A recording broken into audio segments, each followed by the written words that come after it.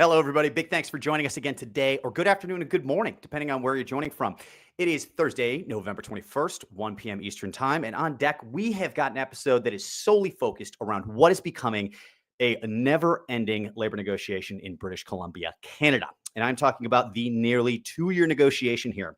So strap in, because we are going to have to go about a mile wide and an inch deep, and we're still not going to be able to get through everything in this episode. So this is actually going to be a multiple part series. Don't worry, we'll drop some content on you guys next week. Make sure you're following the page to make sure you can kind of keep up, because wow, is this storied, and it's kind of amazing. But trust me, this is partially because we could have probably stuffed everything in this episode, but really it's important everyone digests this really well. I mean, everything that's happening here has been forecasted all the way back to 2021. And what we are seeing is a symptom of things that have already happened. So it's going to be affecting our industry probably for at least the next 5 years. And I'm not talking about the results of this negotiation, but the reasons why this is happening and the issues that they're coming, to a head on. So you got to stay focused, put your strategy hat on, get ready.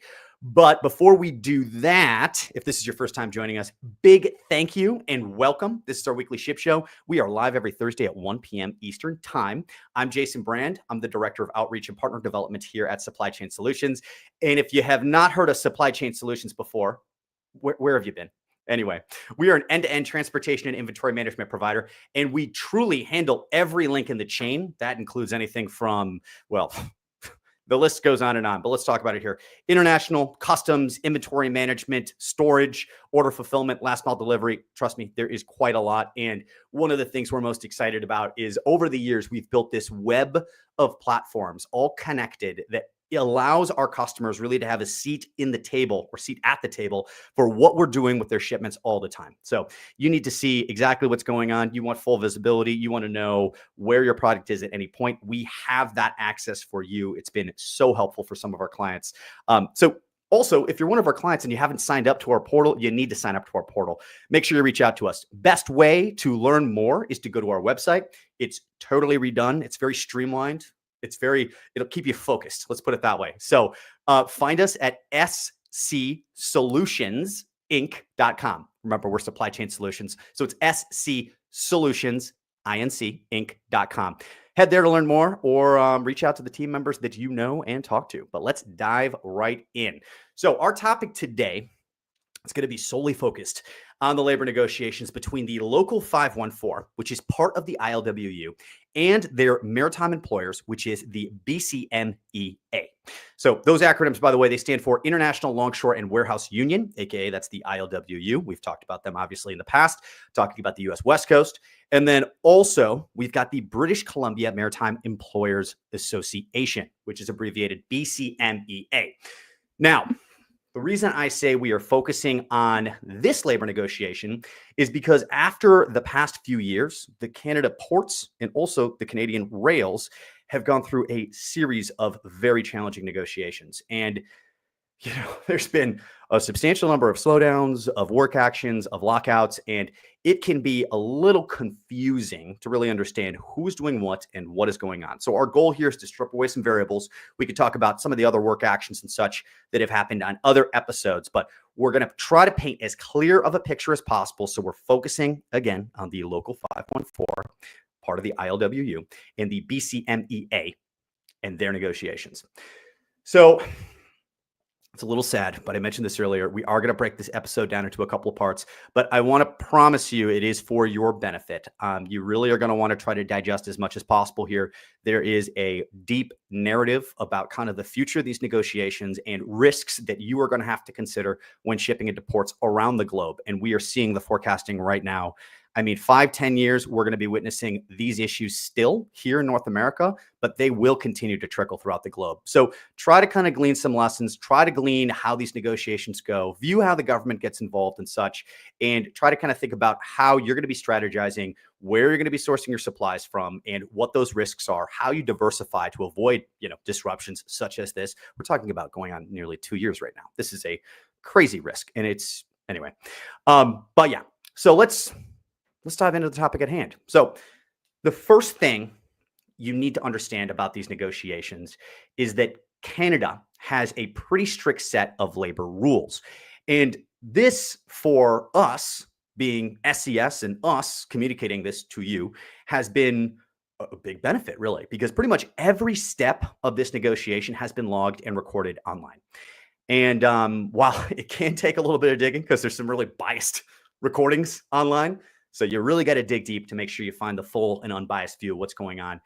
But we really do have the clearest insight into this negotiation, and we haven't had an insight like this into the West Coast negotiations or the East Coast negotiations that have been happening or have happened here in the U.S. So, with talking about the timeline of events here, let's kind of kick off this discussion. So, the contract discussion really started all the way back on November 30th of 2022, and that's nearly 2 years ago. That's when the BCMEA, they sent out their original notice to commence collective bargaining. So this is required by Canadian law. It's got to be at least 4 months prior to the actual bargaining beginning. So that was their date. They sent it out by February 16th of 2023. That's actually the date bargaining began. And just over a month later, on March 20th, we had already started to see the beginnings of the negotiations breaking down with the ILWU Local 514. So the Local 514, they filed an official notice of dispute with the Canadian Labor Minister. Now, under this filing, the Minister of Labor has a maximum of 15 days to appoint a conciliation officer. And the goal of that officer is to sit in on the negotiations and really just kind of help act as a mediator, help push each party toward a collective agreement, and also ensure that no party is getting the short end of the stick or getting bullied into a contract that they do not want. Now, this might sound like an alarming move, but and it quite frankly did. To many of us in the U.S., you can kind of see the headlines kind of going like, there has been official notice filed. All just alarm bells were going off for the U.S. But really, it's not that unusual for this official notice to be initiated during labor negotiations in Canada. So really, you can't view this as much of a red flag, but more or less a signal that a normal, yet likely a tough labor negotiation is occurring. So let's skip forward. Let's move up to May 31st, 2023. So this is the date that both parties submitted their labor proposal. This was under the supervision of the conciliation officer, and they subsequently entered a 21-day cooling off period. Now, again, it's important to note, while a cooling off period sounds like a massive red alert, it's not nearly as much of one as it seems. But I need to be clear on this because there are, not every negotiation has a cooling off period. And yes, a cooling off period generally means negotiations need it because both parties are having a tougher time coming to similar terms. But in reality, it's meant more to help facilitate negotiation, and it legally protects each party from the threat of a strike or a worker lockout. So it's meant to get through some of the tough issues without some of the labor actions that can extend a negotiation. Now, this cooling off period isn't a time where they're actually cooling off. Like, you two stay separate, other rooms. This is unacceptable. It's not that by any means. There is still a high level of negotiation going on. Both parties are frequently meeting. You've got government officials still actively being involved in discussions. And yes, while it's not a red alert, there is some history that says, it does bring the sense of urgency, because if you don't come to an agreement by the end of this cooling off period, there's a high chance that some sort of work action will occur afterwards. So again, not a red alert, but state of urgency, not emergency, a state of urgency. Now, really after this point, as you would expect, and as I kind of foreshadowed there, you start to see some of the actual red flags. So June 5th, the ILWU issues a strike notice. So this is required by law. It doesn't guarantee a strike. It is not saying we are going to strike. It basically means, hey, we are issuing the vote that we are going to determine if we want to strike or not. So they put the vote out there, and it was approved by the union. So that happened on June 12th. They announced that the union was in favor of striking, and this vote was just simply confirming it. So at this point, what that means is the ILWU is now legally able to initiate a strike notice 72 hours in advance of an actual strike. And the first date they could do that was on June 21st.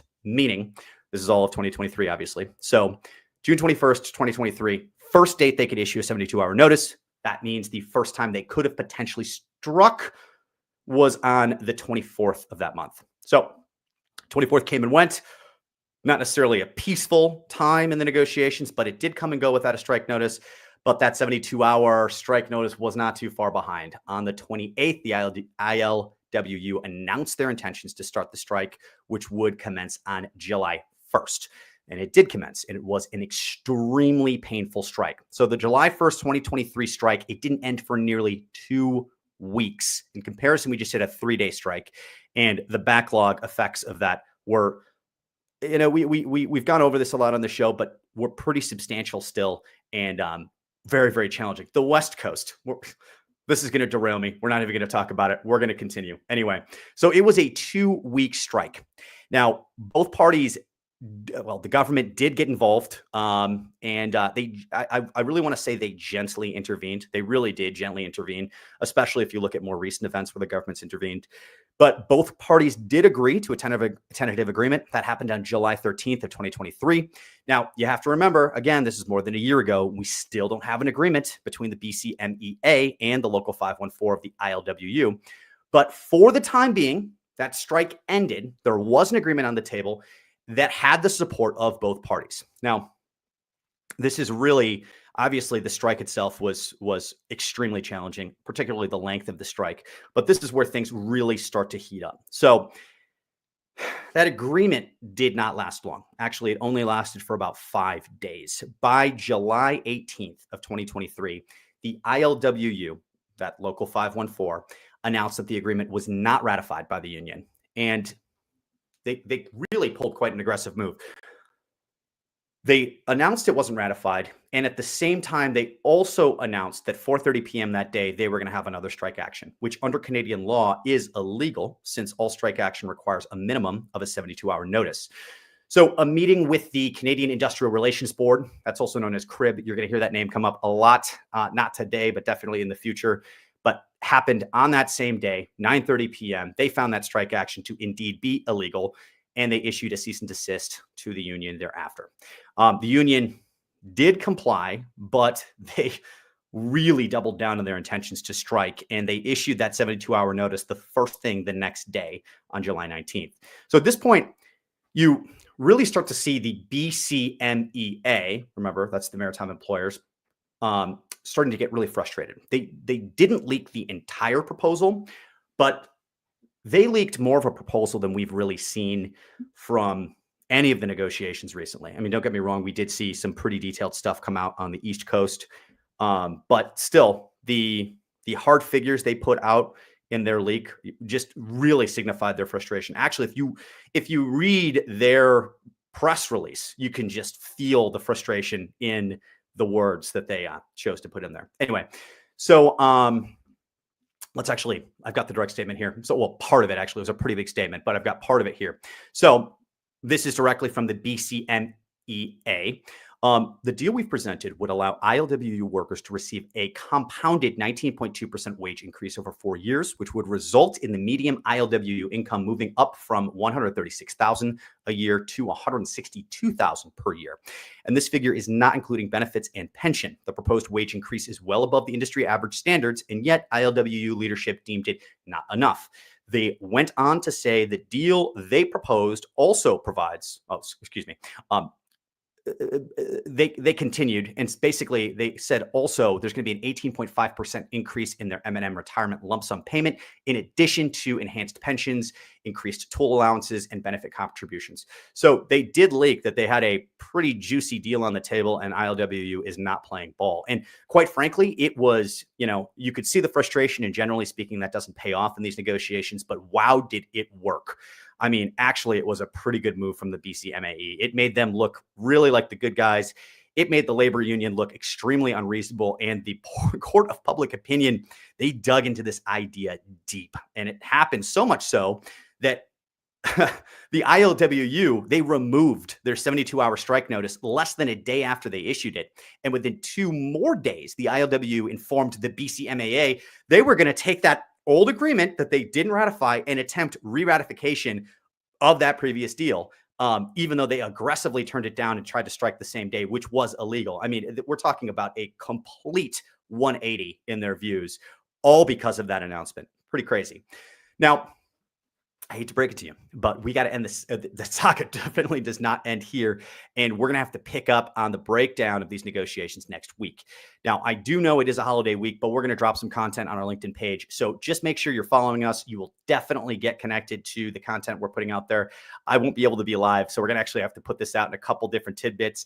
But if you're following us, you'll definitely see it. And hey, if you're having challenges with your international shipments currently, particularly ones that are headed into Canada, make sure you travel back over to our website. You can contact our team there. You can walk through with our team kind of what your strategy is, what you're concerned about, and we can kind of talk you through what we would do or what we've done with our clients, and you can decide if that's the right solution for you. Anyway, I really appreciate you guys all tuning in. I hope you guys have a fantastic week. I hate to end on a to be continued, but trust me, this is a saga, and it is a good stopping point because things continue to heat up here. I hope everyone's got a great holiday week planned, and I hope everyone had a great week this week. Make it a good one. We'll talk soon. Bye.